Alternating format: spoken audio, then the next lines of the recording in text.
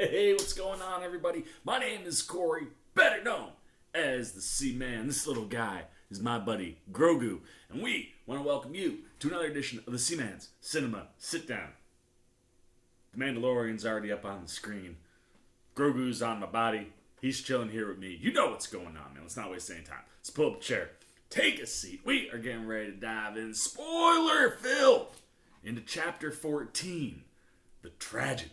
And I don't want to waste any time because this is an episode that I was like, the minute it finished, I was like, ooh, I want to talk about this episode. And then you do the non-spoiler and like, oh, I really can't talk about anything in this episode. But like I said in my non-spoiler, what a fantastic episode The Tragedy is.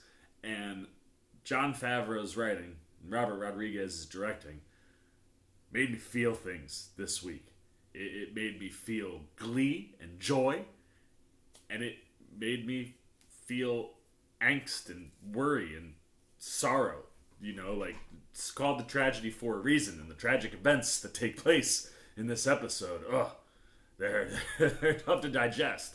But certainly get you excited for where we're going. So, let's just jump right into this bad boy, right from the top, and run our way through. And one of the things I said in the non-spoiler that I loved, and that I continue to love week in and week out, is Pedro Pascal's voice work. And at the beginning of the episode, we actually are not wasting any time this time. You know, I think a bunch of us thought like we might be hitting the brake a little bit on this episode, slowing things back down after seeing Ahsoka. Like, no, we got to get to Tython.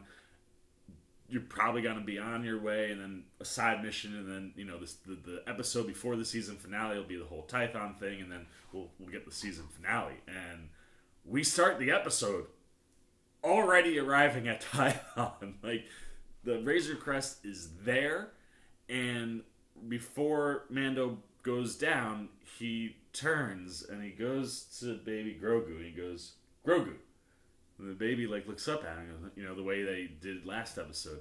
And, like, the pure joy and almost like, I'm always by myself. Now I got this little companion. We've been able to connect, but not, like, really directly. And every time I say his name, I get a reaction. Oh, it makes me so happy. Like, he was playing with the fact that his name is Grogu. Like, he was like, hey, Grogu. Huh? You know, kind of like when a dog first starts to, like, learn its name. Like, it'll just be sitting and it'll be like, you know, whatever the name of the dog is. It looks up at you and it's like, yeah, what do you want to do? Oh, you're just, okay. And then, like, you say it again right away. And Grogu very much is the same. And the way Pascal's voice cracks and the way he laughs and, like, when he does it, you know, the second time, like, he just kind of has this giggle to him. And he sees him holding the ball. And he's like, you know, give me the ball. And it's, again, much like when you're starting to train a dog and he finally does what you ask him to do, you know, Mando's like, take the ball. Like, take it like you did last time. And eventually Grogu kind of is looking at him and he puts up his hands and whoo, ball comes flying right to him. And, like, this is where I was saying, non-spoiler, the voice work and the physical body acting are so in sync. Like, as soon as he catches it, like, you see Mando, he's just like, thank Farron! Like, it worked. It worked. This kid was trained and he can do this stuff. This is so cool. And it felt like a proud father seeing his kid do something. And I just love that about these two characters. And it's one of the things that I've loved about Mando in particular. And watching Din grow over these last two seasons. Where at the beginning, he wouldn't do half the things he does now. You know, some people he would have just left for dead. He wouldn't help certain people. He wouldn't approach situations the way that he approaches them. And he certainly wouldn't interact with the kid the way he interacts with the kid now. And like I said, you know, last week, so much of, I think, that relationship starting to really blossom is the fact that Grogu doesn't have his pod anymore and Mando's got to carry him everywhere.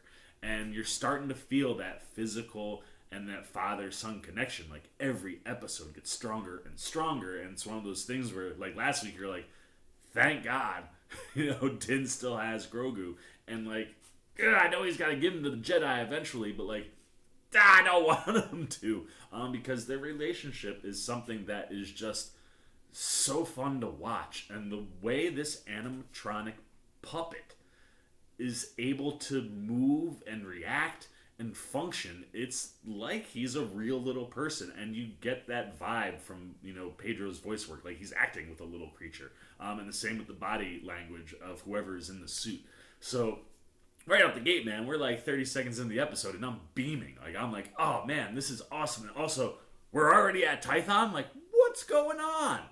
And we get down to Tython, and Mando kind of circles in, and as always, there's this like cool thing where when he's flying the ship, he's doing like a arc. He's spinning around where the seeing stone is, and as he's circling, he's kind of like actually leaning into it, and Grogu is also kind of leaning into it, and he's always enjoying when flying's going on. And Mando's like, look, can't park right next to the stone, so I guess we'll have to travel by foot. Mando finds a spot to park, sets the Razor Crest down, and just the visual of Tython. It is so bright, and after spending the amount of time we spent last week in Corvus, whether it was daytime or nighttime, like it had that kind of smoggy, dark feeling. Tython like pops on screen like you're in super HD or something. Like it was so bright, and the mixture of rock and like grassy green stuff on the planet, like everything about it just said we're in a different place than we've been any of the other places that we've been planet wise, and it's gorgeous. And like you're sitting there and you're like, I can't believe we're already on Tython. And then next thing you know, like Grogu is on the Seeing Stone, and Force stuff starts happening, man. Like I'm sitting there, I'm like, all these episodes that we've like taken our time to get to like the thing that we want to get to next. Like, hey, this is the next thing I gotta go do. We're gonna make you wait an episode or two, and then all of a sudden it's like, boom, we're on Tython. Mando takes the child up. Oh, and that's the other thing. He's like, instead of walking, he's like, I guess we'll have to, go by air, so to speak, the rest of the way. And you see him in the jetpack, and little Grogu's ears are flapping, and he's squealing. He's having so much fun because he is a freaking like adventure hound, man. Like he is a thrill seeker to the max, and flying on the jetpack with Din, he gets so excited as they kind of come down. I love the way they shoot just the way the Mandalorians, like they can fly and then arch up, drop down, and you're like, oh, that's awesome. But right away, Mando doesn't know what's going on. Grogu, we think, probably knows some of what's going on, but you don't really know. And he puts him down on the rock, and he's like, all right, kid, Ahsoka said, like, if I put you down, like, you handle the rest. Like, you feeling anything? Like, is anything going on? And it doesn't seem like anything's going to happen. And finally, you start to kind of see him close his eyes. And when he closes his eyes, and you start to, like, hear that, like, reverberating of the force, that noise they've been associating with it when he kind of closes his eyes and starts to go in, you're like, ooh, something's gonna happen. And all of a sudden you see a ship flying in, and we know that Gideon has the trackers on the Razor Crest. And when you open up the episode, one of the things that like last time previously on the Mando, one of the things we see is, that end with Gideon and the Dark Troopers, and, is the beacon in there, like the tracking beacon's in the Razor Crest, and we're like, yeah. So you're like, shoot, here they come. And then you start to realize that ship is very, very recognizable. Kind of looks like Slave One. Probably because it is Slave One, and you see this bad boy land, and as it's landing, Mando's like, kid, we gotta go. Like, sorry. And just as he's about to go get him, you see the rock starts to light up, and this like force field pops up while like Mando's looking over. When he comes back, it's there, and he goes to grab him. He can't get through it. He gets knocked away, and he's like, "All right, I'll buy you some time, kid. I guess I can't take you right now. You do you. I'm gonna go check out what's going on." And when he gets down, he's working his way toward the ship, which landed, and you see this dark cloaked figure walking, and you're just like, it's gotta be him. It's gotta be him. And sure enough, Temuera Morrison is on the screen as Boba Fett, and he's like, Mandalorian, I've been tracking you. And, Mando immediately is like, you want the child? And he's like, no, I'm not tracking you to get the child. I want the armor. And Din's like, you want my armor? You're gonna have to take that off my cold dead body. And the thing I love the most about this episode is Temuera Morrison, because it felt like this guy knew if he was gonna play Jango Fett in the prequels, grown up Boba Fett would look exactly like him, and maybe one day he'd get the chance to don the Boba Fett armor. And the way he, because so far we've only physically seen him at the end of last season and then right at the beginning of this season, and we haven't heard him speak. And the first time he speaks, he's like, no, I don't want your armor. I want my armor. Like the armor you got from Cobb Vanth. And the Mandalorian's like, are you a Mandalorian? And Boba's like, doesn't frickin' matter, man. Like, that's my armor. I want my armor. And Mando's like, well, that belongs to, the Mandalorian. I'm not just going to give you the armor if you're not a Mandalorian. And Boba's like, you're going to give me the armor, because if you don't, I got a sharpshooter up there. He's not trained on you. She's trained on that child that you've got. And you hear Ming-Na's voice pop up, and immediately he's like, Vanek? She's like, good ear, Mando. So, and after that, it's like, all right. And even, I think Boba Fett's like, put down our weapons. We'll put them down. You put down the jetpack so you can't take off. And let's talk. And you're like, okay. And you cut back up, and you can see in the background. That's the other thing, man. Like, in the background, you can see the Seeing Stone, and you can see the blue, like, force field that's shooting up. You can see little baby Grogu, like, off in the distance. And he's just chilling, man. Like, straight up meditating. And, is communing with the Force. He's calling out.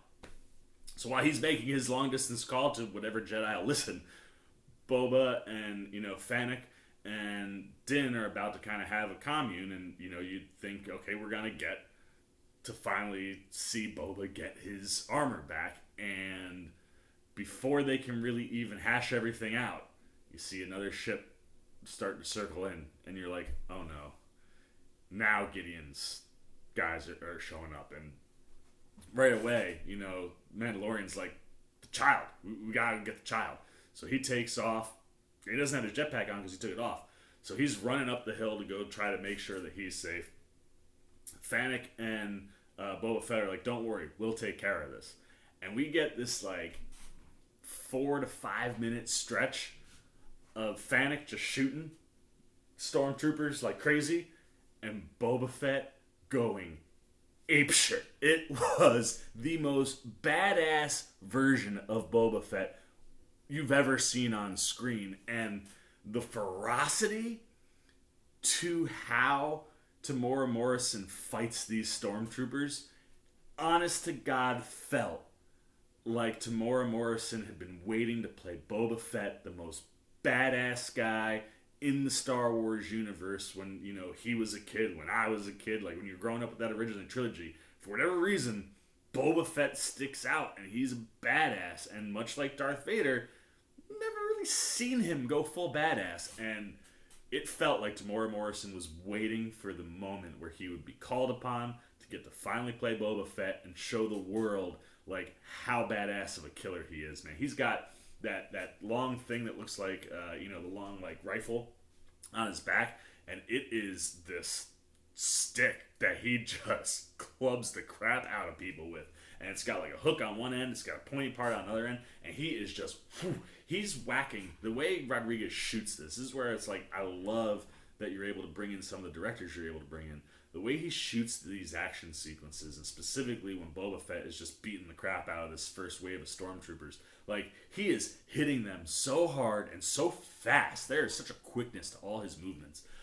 But like, you feel every blow, and like, parts of stormtrooper helmets are shattering, their bodies are flying around. He hits this one dude, and his body goes like limp in midair. His head hits a rock, then his body hits a rock, and he lands on the ground, and he's just like all messed up, man. And it was an utter delight to watch Temuera Morrison do anything as Boba Fett, even not being in the armor. And everything's kind of going down. And Ming-Na, too, she's getting this awesome bit where she is just shooting all these stormtroopers like crazy. And while that's happening, she kind of gets into a spot where they bring out like one of those turrets. And they're shooting like all these freaking, laser blasters. And she's running, she hides behind a rock, and they're shooting off little canisters of explosions. And the one explosion kind of knocks the rock loose. And one of the other things that we've seen a bunch of throughout The Mandalorian are little references to things that led to it, and other things, that came out from that time period. And we've seen a bunch of, moments that are Indiana Jones-esque, right? We've seen the, Mando on the side of the sand crawler and, like, getting out of the way before the rock takes him out. Well, here, as soon as this rock that Fennec's hiding behind, like, starts to dislodge, she's like, oh, I'm gonna push it. And she pushes it, and you get one of these, like, chasing boulder bits that's very much Indiana Jones vibey, only you get to see what happens when a rock hits a human, or in this case, a stormtrooper, and, it was violent. And you just see this thing take out this whole row of stormtroopers or whatever, and as everything's kind of starting to happen, Boba gets to this spot where he's kind of just freed up for a minute, and right to his right is the Razor Crest. And then we jump, I think, back up to the Seeing Stone, and you see, Mando's up there, and he's screaming at the kid. He's like, kid, we gotta go, man. Like, things are getting bad down there. Like, we got to move. And you see him, like, forcing his way through to this force field. And the second time he approaches it, the way he's kind of pushing in, you think Mando's gonna grab him and shoots him off. And I think that might have actually happened before all of the Boba Fett stuff. Mando's just kind of like out of commission. And when he comes to the second time, he tries to go again and nothing happens. He's like, all right, I'm gonna go help, hold down the fort and buy you some more time to do whatever you gotta do, kid. And he takes off to go help Fennec and Boba. And as soon as he leaves, stone powers down, Grogu rolls over and passes out, and you're like, shit, that's not good. And then you're like, the name of the episode is Tragedy. This is really not good, and I'm getting all these terrible feelings in the back of my head. And so Favs and Robert Rodriguez say, okay, you're now digesting the fact that a tragedy could be happening. Let's give you one more bit of badassness. And Mando gets down there with Fennec, and basically, they kind of have like a back and forth where he's like, look, I still owe you. So he's like, let's go. And uses the Beskar steel. We see him getting hit, shot after. These stormtroopers know how to shoot the Mandalorian, apparently. Like, stormtroopers have really bad aim, but the aim they've got here, pretty freaking good, is they're just laying into the Mando, and Din's just protecting Fennec, and they're taking people out. And then all of a sudden, he arrives. Temuera Morrison in the Boba Fett armor, man. He went off to the Razor Crest, and he got his armor, and he comes back, and he just lays waste to all of the stormtroopers that are left, man. He's hitting people, he's shooting people, he's not even looking, man. Like, you're just seeing him take people out. There's one moment where he just goes, and you're like, oh, it's everything we've ever wanted. Like, so much like Rogue One gave us that moment with Darth Vader. You're like, holy crap, that was the best 30 seconds of Darth Vader we've ever seen. Like, you totally understand why he was the most feared, human being in the galaxy, and why he was so powerful and scary. They really made Darth Vader scary. Robert Rodriguez got to show us, like, just how badass freaking Boba is. It's like, we think Din is a badass, man, and Temuera Morrison just looked so good in the suit, man. Like I said, there was a feeling to what was going on. Like, I think he's actually physically in the suit, too. And there's just a feeling like I've been waiting years, decades, to finally get to put this armor on. Oh, I'm gonna be the most badass mofo you ever seen in your life. And the stormtroopers are starting to flee. They're starting to take back off, and you're like, okay, we're good. Everybody's okay. Now get up there and go get that little baby, Mando. And then you see a blaster come down and blow up the Razor Crest to a oblivion. There is nothing left of the Razor Crest after that shot, and you're just like, oh shit. And immediately Fennec like looks at Boba and is like, go get your ship. Mando and Fennec take off toward the peak to go get Grogu, and then we see Gideon refer to the Dark Troopers. Basically something along the lines of like, release the Dark Troopers. And 4 of these things come shooting out of the Imperial ship that's up above the planet, looking like Iron Man, the way they're kind of flying in. And you literally get this like race to Grogu. Like the suspense that Robert Rodriguez is able to build in this episode is so good. The urgency is so strong. And you're literally like riding right next to Mando as he sprints up this hill, and Fennec's right behind him.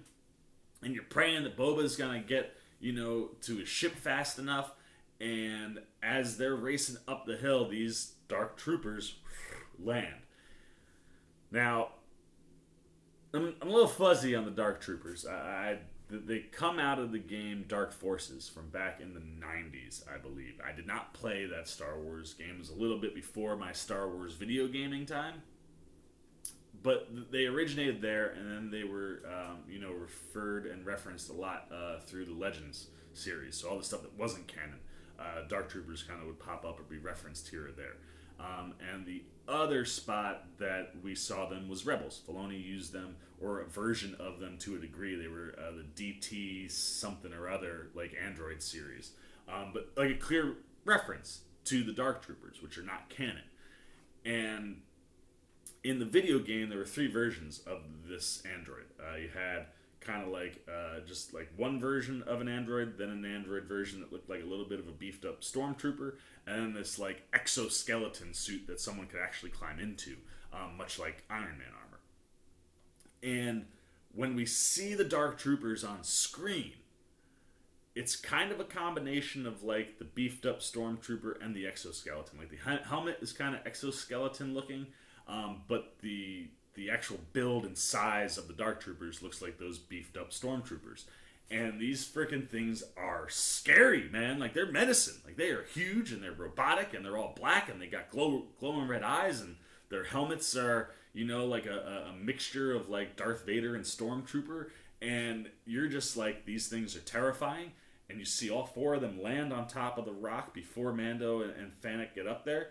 And they're like, on 4 sides of the baby who's just passed out on the rock. And they start moving in, and you're like, freaking move it, Mando! Like, come on! And right as him and Fennec are getting to the top, you just see, and because they've got like these jetpacks in their feet, the minute the Dark Trooper has his hands on the baby, off he goes. And you're just like, shit, that's not good. And we get this gorgeous, yet heartbreakingly terrible shot of Mando looking up at these 4 Dark Troopers flying away, and we're seeing it through his helmet. So you got kind of his lenses, which allows, even as they're pulling away, little tiny baby Grogu's face to be seen. And you see him like looking down like, what do I do now? I'm in trouble, man. And you're like, shoot, this is no good. And then you hear Boba, and he's in Slave 1, and he's tracking him, and you're like, come on. And he's like, I've got my sights on him. And Mando's like, no, do not shoot. I can't risk anything happening to the kid. And Fennec's like, don't shoot, like, abort that. The child's safety is all that matters. And Boba just follows him. He's like, all right, I'll follow him and see where they're going. And he follows him. And as he's coming through the clouds, you see the Imperial ship. And Boba's like, they're back. The Empire's back. And Fennec's like, that's not possible. And he's like, this isn't some, like, somebody stole some Empire stuff. Like, I see the Imperial ship right in front of me. Like, the Empire is back. And we all know, like, I believe Gideon is starting to build the First Order. And Boba is like, these guys are still around, man. And he peels back off, comes back down. And as he's coming back down, he lands and, talks with everybody. And, he's got his suit. You see Mando kind of go back to the ship, and you're thinking the tragedy is the capture of Grogu, but the other tragedy is the loss of the Razor Crest. The Razor Crest has been one of my favorite characters in the series, man. Like, watching Din fly the Razor Crest has been one of the most enjoyable things about this show. And we've seen the Razor Crest take a beating. This thing could take a spider beating, it could take a ship beating, it could take all the beatings you could think fall into the water. It just keeps coming back and getting fixed and being okay. It's obliterated, like completely gone. You see him kind of going through, it's just completely gone, and we see Din going and sifting through the rubble, and he's just like picking up pieces of it and he's throwing it, and you're like, oh my god, find that freaking little ball. Like, you better find that ball. And you see him kind of spot something, and he reaches down and he moves it, and sure enough, he finds that little ball, man. I got choked up. I was like, because that's the entire connection, man, between him and that kid. And it's all started with that ball. And now, like, the Razor Crest is gone, the kid is gone. All Mando's got left is that freaking ball. Got me, man. I was sitting there, I was like, oh, like that hurts, man. And you see him keep sifting through stuff, and sure enough, he finds the Beskar staff, and he goes, "This is all that survived." And Boba's like, "Beskar," and Mando, is like, "All right, well." Oh, and the other thing too, like, as he comes out and you see the Beskar, Boba's like, "I want to show you something." And he pulls up and he's like, "This is my coding. This has been in this suit for 20-something years." And as you can see, he's like, "Here, that's me. That's Boba Fett." And hearing Temuera Morrison just say Boba Fett like a couple times, I was just like, "Oh, it's so good." And here's my father, Jango Fett, and Mando's looking at this like little hologram. And he goes, "You're a foundling." And Boba's like, "Yeah, basically, sort of, kinda, maybe. He's a clone, but like, Jango was a foundling." And like, now there's a connection for Din to have to Boba Fett. And he's like, "Well, then the armor is yours. And I guess that kind of concludes our business. Like, we're good." And Mando's just like, "We're good." Even though he doesn't have a ship or any way to get off the rock that they're on. And Boba's like, "Well, no, we're not." And he's like, what do you mean?" He's like, "Part of the deal was that I would ensure the child's safety. Child ain't safe. So me and Fennec are at your service until he is." And you're just like, that means Boba Fett is probably going to ride with us all the way to the end of the season, which is awesome, because I think everybody has wanted to see Temuera Morrison as Boba Fett.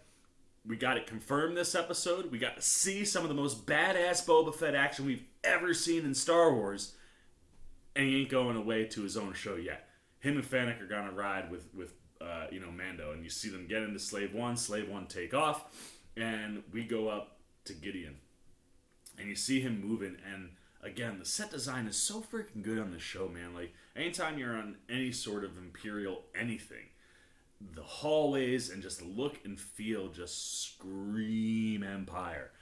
And all the people that they fill in the background as it like just scream Empire.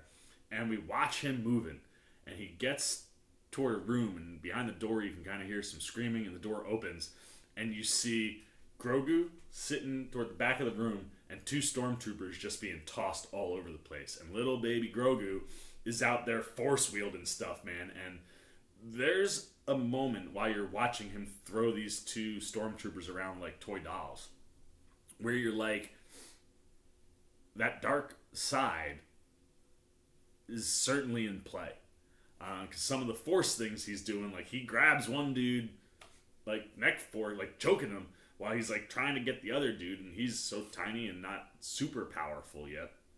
He's doing all these things, and as Gideon comes in and he's watching this, you see Gideon's face light up, and he smiles. And he smiled right at the moment where I was like, oh, the dark side is like right there, man. Like, you can feel it. And Gideon, I think, clearly can feel it too. Like, even though they need to use clearly the baby's blood for his high M count, we're bringing midichlorians in, I believe that's what's going to lead to eventually one day Snoke and then the Emperor.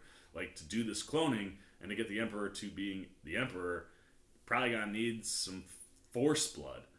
So you know that that's what they're going to do. They're going to extract this blood from the child, but at the same time, you like see this look in his eye where it's almost like Gideon's like, I could use this. Like, if I'm able to like brainwash him or train him to be bad, he'd be a huge win for the dark side. And like it's just a look, and I love Giancarlo Esposito so much. He's like, from everything you hear, he's like one of the nicest people in Hollywood, but he is one of the most terrifying people when he is on screen, man. Like, he plays a bad guy so good, and he doesn't have to say anything to ooze villain. Like, just the look and the delight in his face of watching this kid just beat the crap out of these two stormtroopers. And you hear one of the troopers that's behind him be like, all right, I'm setting the gun to stun. I'm going to stun him. And Gideon's like, nah, just wait. And you see it, like, Grogu takes him out and he finishes, and immediately he kind of like slumps down because the Force drains him really fast, and that's because he had to suppress all of these powers. And you see Gideon come up to him, and he has like a full-blown conversation with the kid, and he takes out the Darksaber and lights it up, and he's like, you ever seen one of these, kid? Probably not. Maybe we'll show you some things. He's like, I tell you what, you like to do that Force thingy, but certainly makes you oh so tired afterwards, doesn't it? I think maybe now it's time for you to take a nap. And then they hit him with the stun, and he goes back to sleep. And just like Esposito's entire delivery, that whole sequence, from his body language to his facial expressions to this little tiny convo that he has with the child, and you're like, he is such an evil mofo. I want to see him in action. Like, I feel like Moff Gideon is a badass dude, and I can't wait to see Esposito, like, be more than just the guy who's doing all the things in the background. Like, I want to see some Gideon action, and I think we're building towards it. And as, that kind of wraps up, we go back to Din, who has, gone with Boba and Fennec to the next place they're going. And he walks in, and you see, an outside setting. We come in, and you see Din, and you see the New Republic badge that was given to Cara Dune a couple weeks ago. And he references, like, man, you're like a legit New Republic, like, soldier, part of the club. Like, that's awesome. You kind of heard rumors that you might be going that way. Like, good for you. And he's basically trying to figure out how Cara and the New Republic could help in this situation. And he's basically like, so you probably got some connections, you think you can help us out? And she's like, look, you're my dude, but that badge means I got rules to follow. And Din's like, they got the kid. And immediately Kara's like, what is it you need me to do? And he's like, I need you to pull up one of your prisons. There's a prisoner I need to find. And they search through the database. He's like, yeah, he's a sharpshooter. He was on this prison. And immediately, the minute he says that prison, you're like, oh, we're going back to that, episode where they were on the prison break episode. And you see them scrolling. You see, I think, one face, you're like, oh, that guy I think was in it. And they keep going.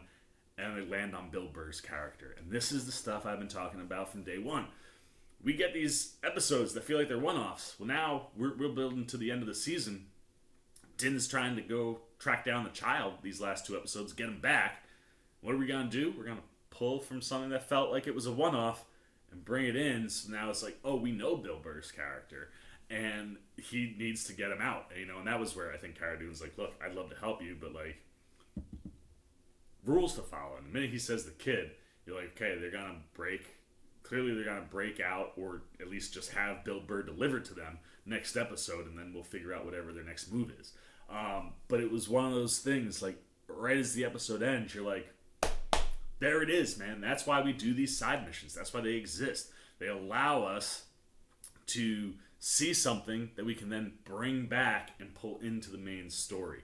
And same thing with the Boba Fett little drops we've gotten, and seeing Fennec last year, like, all of those things, even Cobb Vanth, like, Temuera Morrison's Boba references Cobb Vanth. He's like, I've been after that armor. It's all starting to tie together, and we're getting ready to go see Boba, Fennec, and Din go chase down the Empire, part trace, the what we have to assume is the beginnings of the First Order, go get the kid back. And the other thing, we're probably going to see a Jedi in the next two episodes. And I think the heavy favorite's got to be Ezra Bridger. Ahsoka showing up last week, looking for Grand Admiral Thrawn. confirms that Ezra's got to be in the universe somewhere. Probably a really good chance that the Jedi that hears that call could be Ezra. And the fact of the matter is while all that crazy stuff was going on, little Grogu here had some sort of call. Like, he sent it out. And it did the whole process. Nobody stopped him. You tried to get through that force field, you couldn't until it was over. So it's completed, which means there's now also a Jedi who's going to be looking, hopefully, for the kid. And it could be Ezra Bridger. That's probably the easiest guess. But if you were, paying attention after we got everything that we got last week with Ahsoka, rumor mill has it that Samuel Jackson wants to come back real bad. So Mace Windu could potentially be that Jedi. And then there's the rumor and the hope, I think, from some Star Wars fans to see young Luke Skywalker. Because you got Sebastian Stan in the Disney roster, man. He's on the bench. You can call him. And you got Mark Hamill, who loves the idea because Sebastian Stan literally looks exactly like young Luke Skywalker.